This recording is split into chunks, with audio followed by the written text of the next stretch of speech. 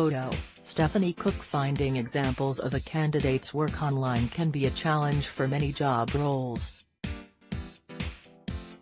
Content marketing roles don't have that problem. Just perform a Google search of a candidate's name and see what appears. Often, you'll find articles from the candidate that can be used to evaluate writing ability and style.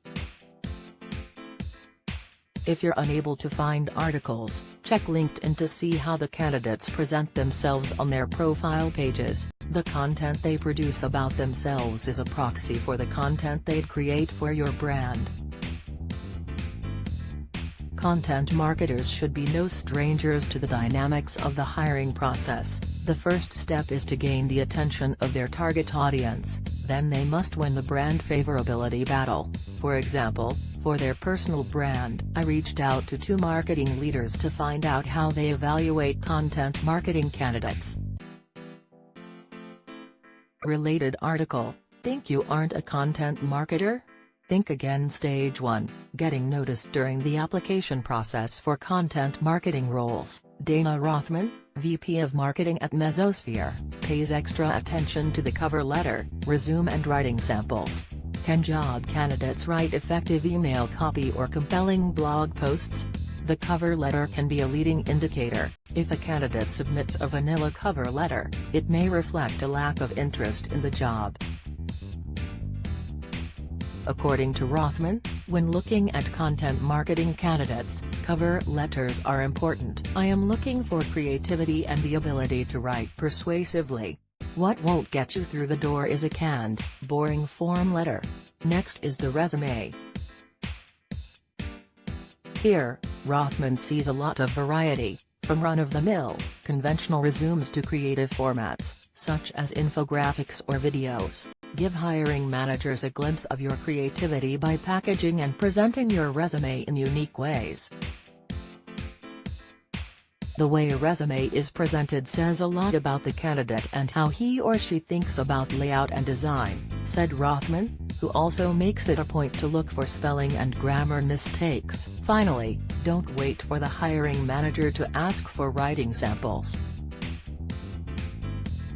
According to Rothman, you are going to be asked for writing samples, so why not include them in your application?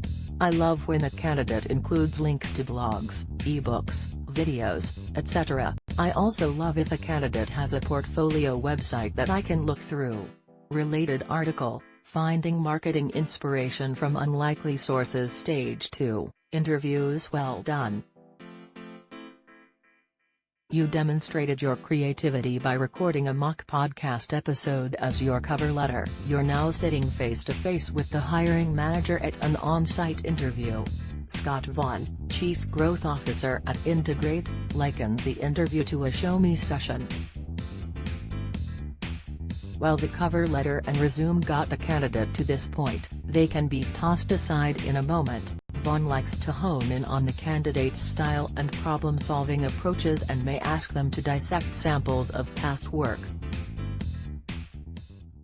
According to Vaughn, I like to understand how the candidate approaches, communicates and shares content. Also, since content marketing is more than creation, I want to understand distribution strategies and how they share content through multiple, appropriate channels.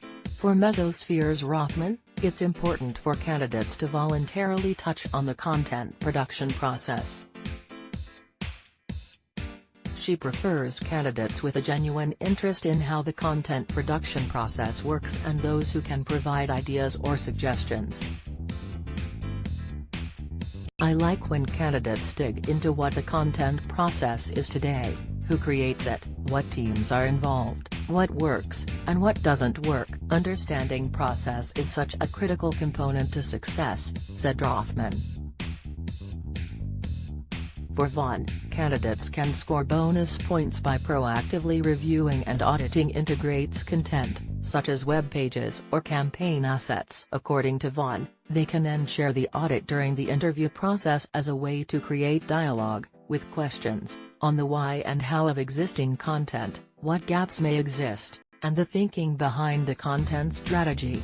Related article, Content Marketing Strategy, Done Right. Stage 3, Measuring Success on the Job. Yes.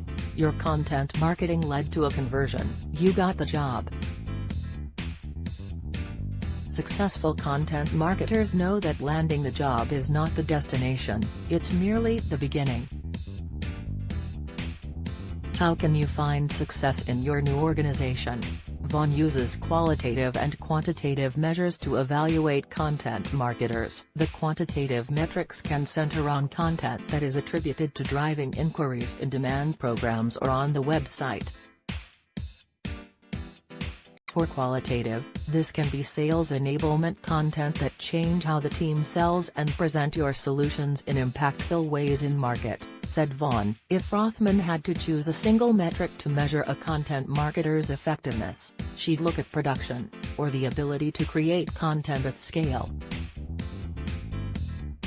According to Rothman, a lot of content marketers get mired in the details and are unable to properly collaborate with other team members to get things out the door. I value the ability to collaborate with multiple teams and get things done.